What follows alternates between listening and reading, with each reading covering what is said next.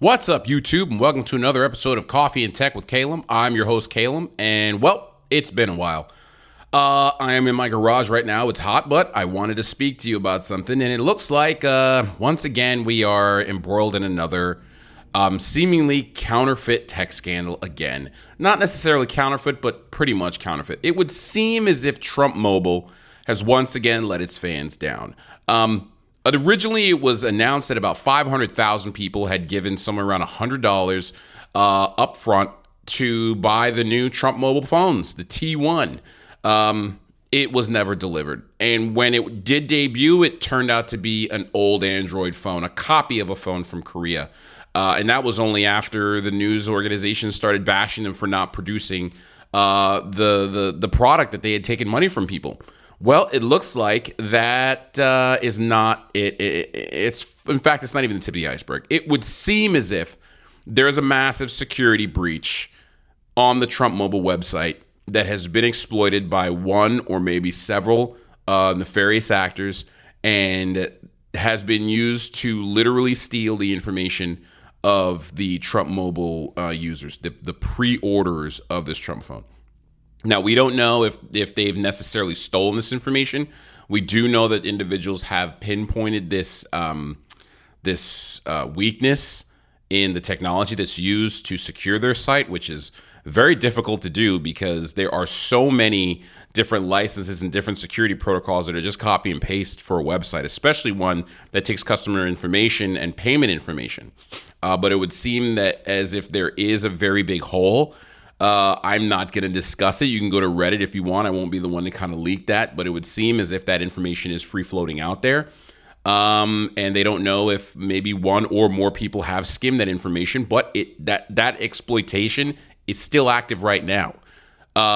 It would seem as if the Trump Mobile team has not made any efforts to correct it, even after several YouTubers, CoffeeZilla being one of them, went out of his way apparently to reach out to touch base and say, hey, this is a problem. On top of that, it would seem that the unique user information is in fact showing that 500,000 people did not pre-order this phone. Only 10,000 people pre-ordered this phone. There are 30,000 orders, 10,000 for the phone, an additional 10,000 for the mobile service for those phones, an additional 10,000 unique requesters who I guess wanted to port their information from their phone or their carrier over to the Trump Mobile carrier. So in total, about 30,000 people. Not the 600,000 that they originally mentioned and have been touting this whole time. I'm assuming that that's probably why they have not made this a priority, because they did not get the user base that they wanted, which seems to be the typical response. I mean, look at what happened with the Cybertruck. In its debut, they had this huge amount of money and this huge amount of orders, and it turned out that wasn't the case. But this does seem to be the order of the day. Your personal information is up for sale. Maybe that was the point, to skim information and make more money selling it. Because it would seem that the director of the FBI, Kash Patel, also has the same problem.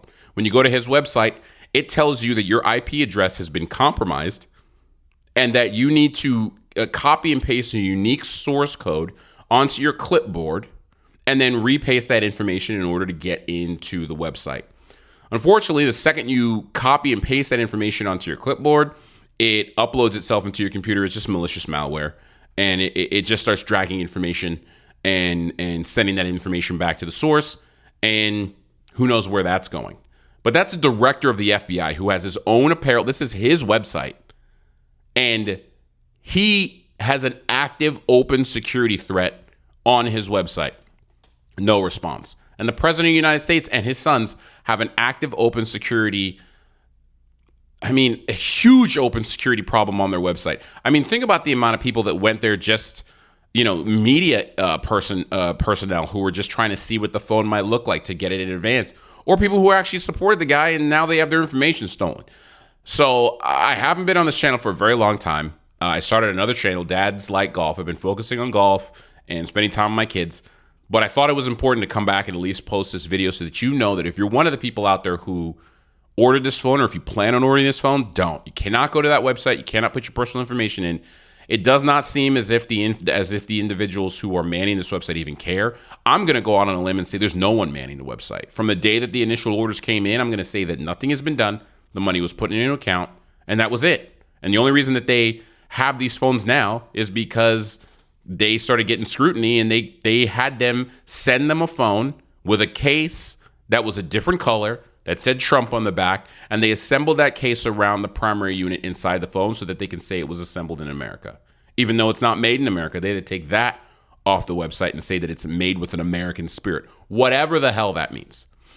So watch your back. Make sure that you're using some sort of anti-protection on your phone and your computer. Get a VPN if you don't have one, and maybe get LifeLock as well. Listen, I'm not joking here.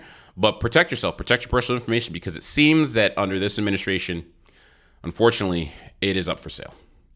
Well, that's it. Hope you guys enjoyed the video. I know it's been, a very, very long time, but if you like it, give me a thumbs up. If you don't like it, give me a thumbs down. Tell me why you don't like it. But either way, hit that subscribe button. And until next time.